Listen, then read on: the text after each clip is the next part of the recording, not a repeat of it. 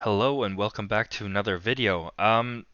Just a quick one this time, not a 25-minute one like last one, even though it is my most popular, best start of a video in terms of views so far.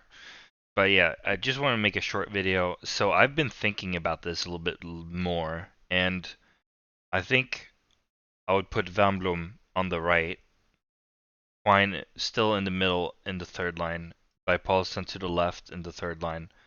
Von Barnekow would be joining up with Forsberg, and Olofsson and Fjellberg would start as the extra player. It just makes sense because Fjellberg is more of a growth player. There's a lot of potential there, but he's not quite there yet.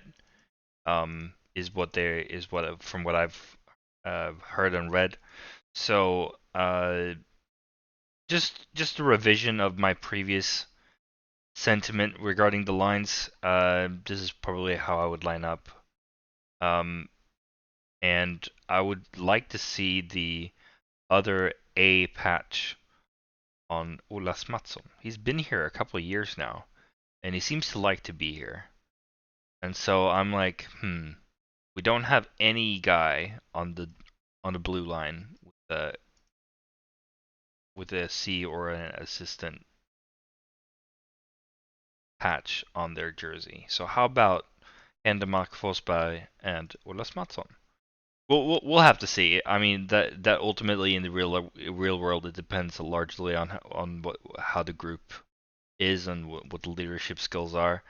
I just feel like Olas Mattsson had such a good impact in the qualification series versus Brinas that he I felt like he had the leadership skills in terms of on the ice to push this team, and we won three straight, and then we lost at home in the fourth game, and then we won again in the fifth game. I think he had a lot to do with it. So I would like to see an A patch on his jersey. In terms of the D pairings, I've thought about this a lot. Like if everyone was healthy, let's say everyone is healthy, who is playing the majority of the minutes? Now, top four is given in my book, but he, um, the article that I was commenting on the other day did have a point that Lauritsen and Lassen has a very good chemistry when they do play. They're both injury prone, but when they do play, when they play together, they have a good chemistry. And Ivarsson comes from Södertälje. He's not used to the SHL level. He hopes that he can elevate the good performances in Hockeyallsvenskan and hopefully translate that to SHL, but that does not always work out. So again, even though he's 26, 27, I think that he would be the odd man out if everyone is healthy.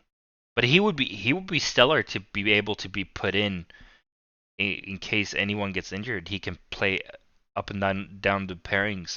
I think, except maybe the top pairing. I wouldn't put him in the top pairing probably, but any of the other pairings, you could put him in case of injury.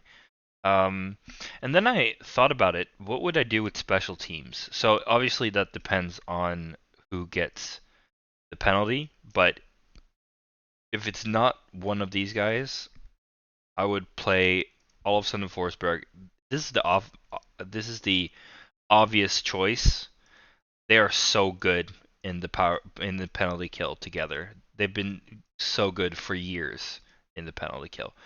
I think Olas Mattsson and Ryan both play penalty kill. I'm not entirely sure, but they are our two leading defensemen, so they should be in the first formation for the penalty kill. And then I think Kivihalme and Lassen would do a great job in the second formation with Vanblom and Berg Paulsen um, as forwards, and I think that is how I would line up in terms of PK if none of these guys are the ones taking the penalties. Now for power play, it's very tricky, but I would want at least one right-handed player in each formation. So you do have we don't have. I think we have 4 players in total in the whole roster that is right-handed. So you do have Ryan on the blue line. You have Valberg in the middle. You have Hendemark in front of goal, and Kuokkanen on the right, and Pajuniemi on the left. That is, both these guys have a good shot on them. Both these guys can pass. More so, Kokkonen is the playmaker rather than Pajuniemi, but I think Pajuniemi can also do a bit of passing on at this level. And Valberg and Hendemark are both very strong in terms of the battle in front of the net, and Ryan is very good on the blue line. Hopefully, he can reach the 30-point mark again, like he did the first year. In terms of the second power play, I would put Van Blom and Passon in the middle, and Quine on the right.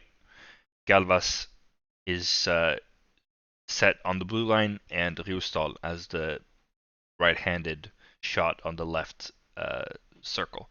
Now, Riustal had a down year last year, no doubt about it, but we've seen his shot elevate quite a bit when he was with Oskarshamn. So I would like to see him get that shot back and start using it more and start scoring more goals in his second power play formation. And obviously, there are other candidates to be put in, but I think this is the way I would go starting off. So yeah, just a short video, a little bit of a revision regarding what I would do with the lineup, and a little bit of addition with the PK and the power play. So that is all for tonight, guys. I hope you have a great Tuesday when this comes out, and yeah, I wish you a good day, and I'll see you again soon. Bye for now.